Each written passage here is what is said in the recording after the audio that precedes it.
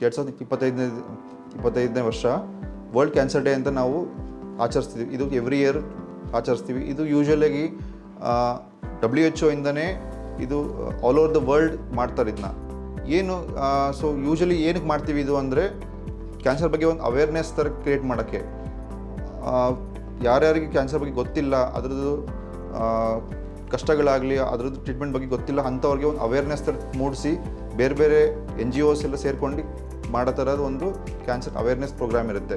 So every year ಕ್ಯಾನ್ಸರ್ದು world cancer ಡೇದು theme ಬೇರೆ ಬೇರೆ ಇರುತ್ತೆ.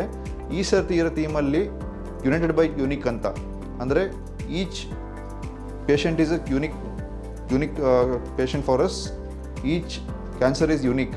ಅದರದ್ದು ಪರ್ಸನಲೈಸ್ ಟ್ರೀಟ್ಮೆಂಟ್ಸ್ ಆಗಿ ನಾವು ಅದಕ್ಕೆ ಪ್ರಿಸಿಷನ್ ಮೆಡಿಸಿನ್ ಅಂತ ಮಾಡಬೇಕಿರುತ್ತೆ.